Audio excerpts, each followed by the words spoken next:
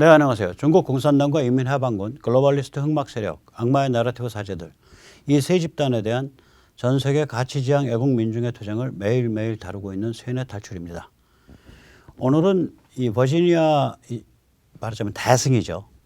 버지니아 대첩에 대한 이 국내 언론의 보도 태도를 좀 살펴보면서 특히 조선일보가 아주 이상해요. 거의 뭐 중국 간첩신문이냐 아니면 뭐 약점이 단단히 잡혀져 있냐, 왜 이렇게 맹목적으로 이상하게 글을 쓰지, 이런 느낌이 듭니다. 그 사정을 좀 자세히 들여다보도록 하겠습니다. 먼저 세뇌 탈출 잘 구독료 부탁 말씀 올립니다. 신한은행 140-012-108-493 주 백모 프로덕션입니다.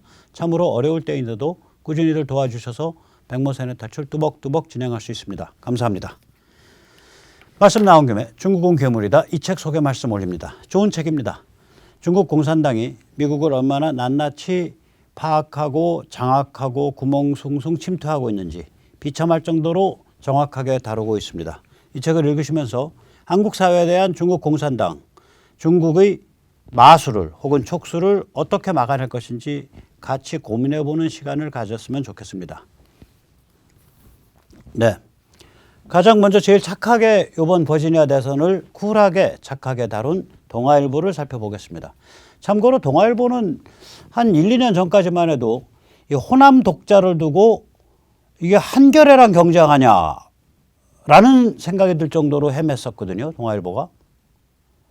그 한겨레보다도 한겨레스러운, 한호경보다, 한겨레 오마이 경향보다 더 한호경스러운 그런 신문이었었는데 이제 어느 순간부터인지 무지하게 쿨해졌어요. 저는 이 이유가 이 호남 출신의 타지방 사는 사람들 혹은 호남 내 호남 사람들 중에 이 동아일보를 선호하는 독자들이 보수 성향으로 조금씩 형성되고 있는 거 아닌가. 동아는 이 호남 연고 독자층을 항상 겨냥을 해요.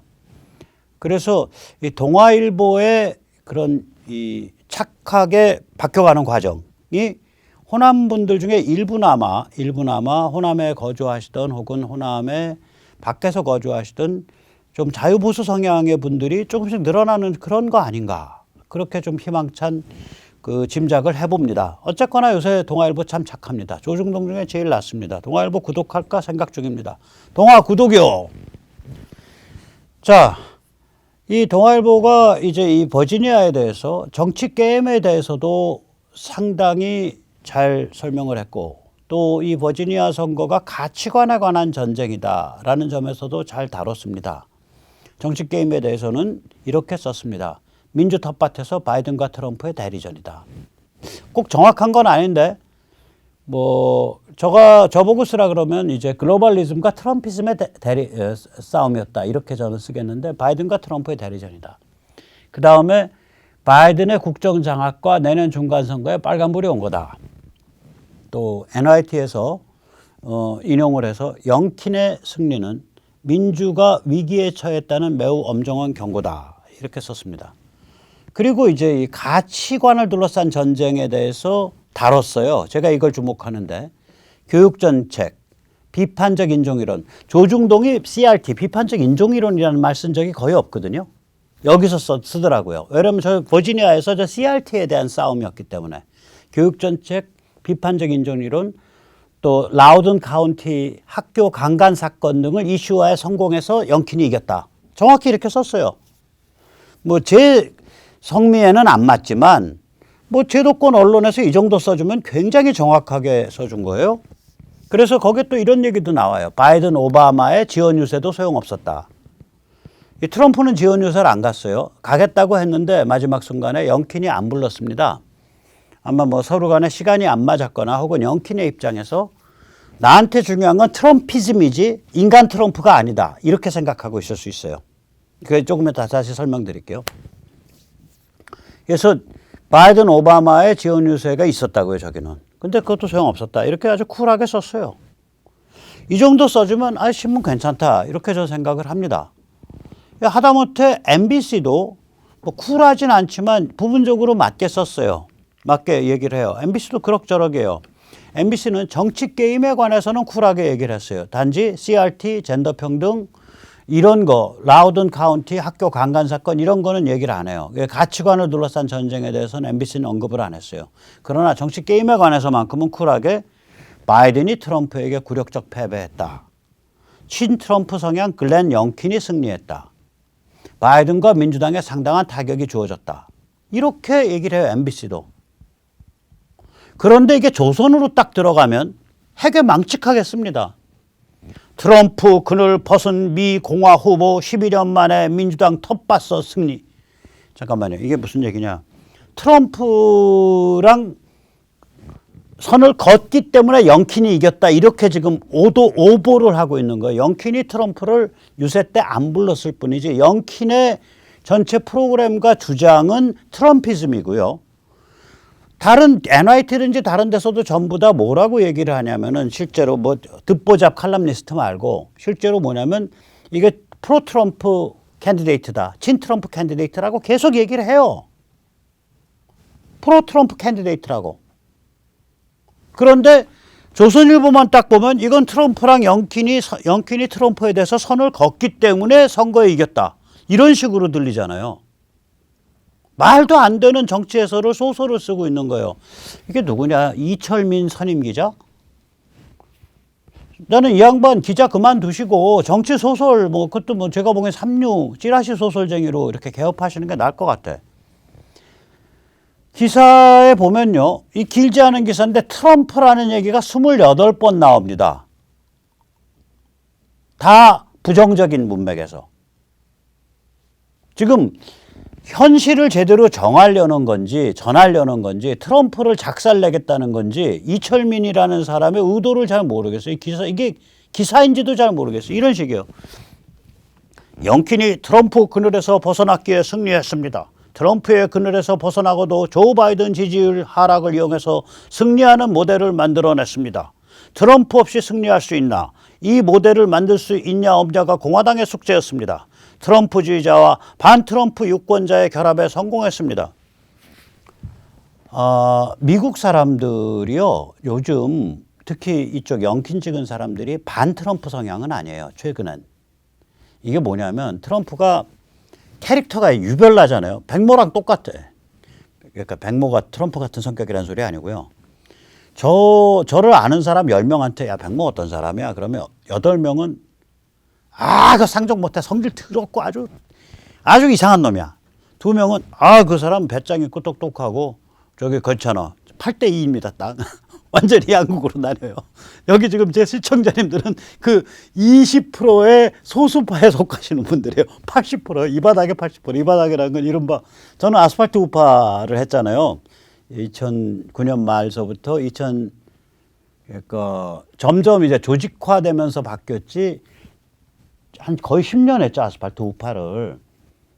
그러니 여기저기 저는 국정원도 싸웠죠. 저는 문재인 정부 들어서서 검찰 가서 조사 안 받은 몇 명 안 되는 사람 중에 하나예요. 이른바 우판이 보수운동한 사람들 다 그 국정원 아이오라 그러거든요. 현장 관리자. 아이오한테 뭐 이것저것 돈을 받아가지고 조사를 받으러 갔어. 저는 안 받으러 갔어요. 왜냐? 전 가서 강의로 받은 게 밖에 없어요. 안 받으러 갔죠. 몇 명 안 되는 사람이에요. 그 다음에 정경련의 이승철이 저희가 보기엔 위증인데 박근혜 그 대통령 재판할 때 뭐 미르재단, 뭐 K스포츠재단 그거 지시에 의해서 마치 기업에 줄이 틀어서 돈 거둔 것처럼 그런 취지로 증언을 했을 거예요. 그 헌재에서도 그렇고 저기서도 재판에서도 그렇고. 사실은 자기들이 한 상 차려서 바치려고 그러다 판 깨진 거지. 박 대통령 그 성깔머리에 야, 돈 걷어서 줄이 틀어서 돈 갖고 와 이럴 사람이냐고요. 어쨌거나 그런 사람이에요. 이승철. 정경련 상금 부회장까지 올라갔죠. 실무자에서. 굉장히 특이한 케이스입니다. 그 사람이 이제 청와대나 국정원 오다 받으면 이제 수도꼭지 용돈 틀었다 막았다 하거든요. 거기랑도 싸웠죠. 당신 그런 식으로 하면 그러니까 어떤 프로젝트라든지 그러니까 소액이라도 뭘 300이든 200이든 소액이라도 6개월이고 1년이고 이렇게 프로젝트성으로 길게 미뤄줘야 조직이 형성된다. 그냥 이른바 우파라 그래가지고 성명서 한 줄 낭독하고 플래카드 하나 두 명이서 딱 옆에 들고 세 명이서 사진 찍은 다음에 그 사진 갖다 주면 50만 원, 100만 원 주는 그런 스타일로 하면 이 바닥 전부 1인 단체 되고 전부 산산이 쪼개진다. 당신 이른바 보수 우파 말아먹을 일 있냐. 제가 이승철한테 그렇게 싸웠거든요. 거기랑도 적이죠.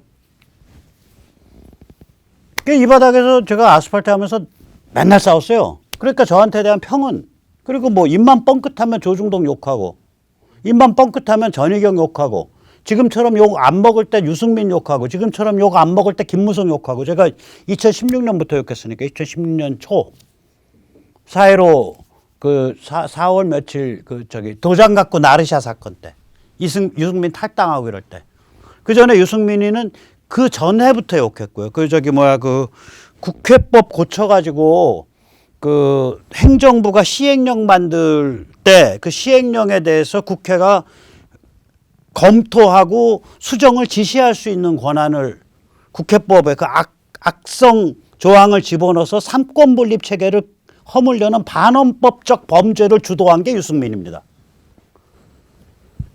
그게 그러니까 2015년 사건일 거예요. 그때부터 유승민 저거 이상하다 라고 욕을 심하게 했다고. 그러니까 천지 사방의 적이죠. 천지 사방적이죠. 아스팔트는 아스팔트대로 적이고. 아무튼 간에 저는 10명 얘기하면 8명은 적이고 2명은 괜찮다 그러고 8대2로 딱 나눠져요. 트럼프는요. 이 사람은 뭐냐면 너무 잘났어. 돈도 많고. 그리고 약간 나르시시즘이 강해요. 자기 잘난 거 알아. 엔터테이너고 말 잘하고 성격 강하고 그리고 자기 잘났다는 얘기 계속하고 저의 치적입니다. 저의 치적입니다. 이러고 심지어는 저 흉악한 놈들로부터 우리 국민 여러분을 막아주는 유일한 존재가 접니다. There's only one me between them and you. 이런 소리. 살벌한 소리죠. 그걸 막 대놓고 해요. 그래서 트럼프의 이 독특한 자기 자신도 그러잖아요. I have a personality problem. 그러니까 내 성격적 문제가 있다 이거예요. 그래가지고 성격 때문에 저 반맛이네. 이런 사람들이 있다고요. 근데 그거는 현직일 때지. 이제 현직이 아니잖아. 그래가지고 그렇게 반 트럼프가 없어요. 유권자에. 지금 0킨을 찍을 정도의 사람들은. 근데 0킨을 찍은 사람을 트럼프주의자와 반 트럼프주의자를 결합했다 천만에 아닙니다. 그러니까 그전엔 반 트럼프였을지 몰라도 지난 1년 동안 넌더리 났다 우리말로 하면 내 손가락을 잘라버리고 싶다. 내가 어떻게 바이든 찍었냐. 이런 사람들이라고 이게. 근데 무슨 새삼스럽게 반 트럼프주의자야. 이런 소설을 쓴다고 소설을. 아무데도 없는. 그래서 길지 않은 기사에서 트럼프가 28번 등장해. 황당한 기사예요. 황당한 기사.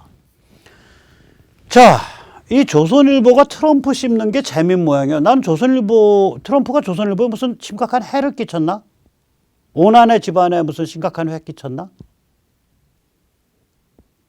그런 거 하나도 없거든요. 왜 이렇게 미워하는지 모르겠어요. 거의 강박증 수준이에요.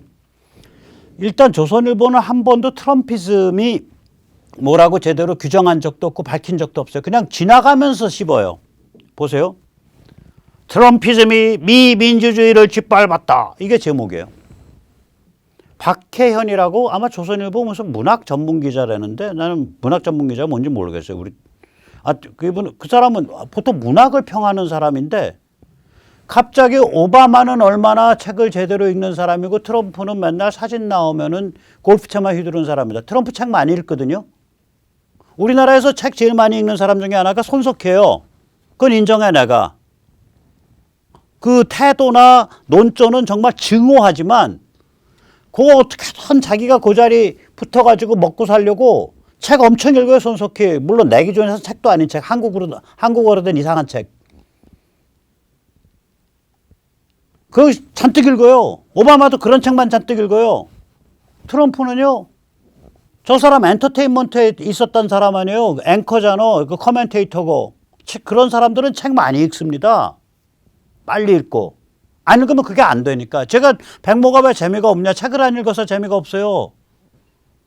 좀 이렇게 말랑말랑한 책들로 항상 읽어야 이게 재치도 생기고 재미도 생기는데 뭐 읽으면 무지하게 심각한 책만 읽든지 아예 안 읽든지 하니까 재미가 없는 사람이에요, 제가. 그래서 백모세녀 탈출 보시는 우리 저기 시청자님들은 대단한 분들이에요, 제가 봐도 진짜. 이 재미없는 걸 꾸역꾸역 보시니까. 그런데 이 책 읽는 거 박혜은이 뭐 맨날 말랑말랑한 책이나 소개할 사람인데 대한민국의 한국말 책 소개하면 그런 거죠.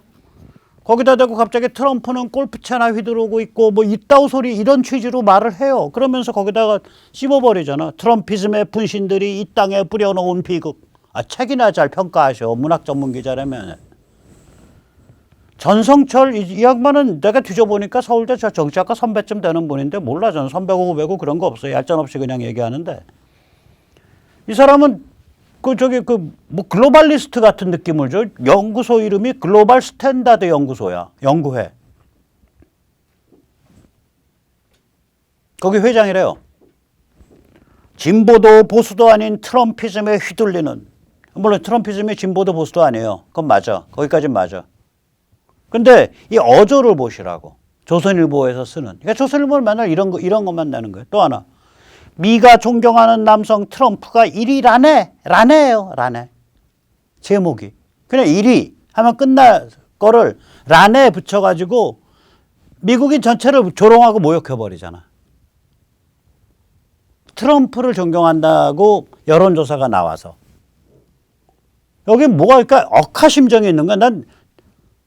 내가 트시 아닌 게 다행이지. 내가 트시였으면 조선일보에 매일 까이고 있을 거야, 지금. 야, 이거 대단해요. 조선일보 한번 뒤져보면 대단합니다. 나 조선일보 그 양상훈 주필이나 그 박편집국장 아주 내가 둘 다 저희 서울대 무슨 정치학과 저 후배뻘 되거나 뭐 아무튼 그 후배뻘 되는 사람들인데 대단하게 무서운 사람들이라고 생각합니다. 양주필, 박국장.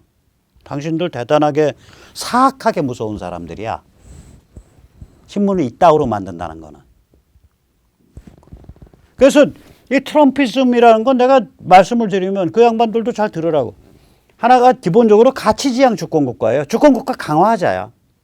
글로벌리즘이 아니고 주권국가를 강화하자. 그런데 주권국가를 그냥 강화하는 게 아니라 현대문명의 핵심 가치, 자유, 개인, 진실 존중, 시장, 민주주의, 신앙과 종교에 대한 존중, 이런 현대문명의 핵심 가치를 섬기는 주권국가로서 강화하자. 애국하자. 나라 사랑하자. 트럼프 2017년 9월 25일 유엔 연설. 여러분 각자의 나라를 사랑하세요. 그러잖아요. 나라 사랑하자. 무슨 마음으로? 현대문명의 핵심 가치를 섬기는 마음으로 나라를 사랑하자. 우리나라를 현대문명의 핵심 가치를 섬기는 자유, 민주, 공화국으로 성장시키겠다는 그 간절한 마음으로 나라를 사랑하자예요.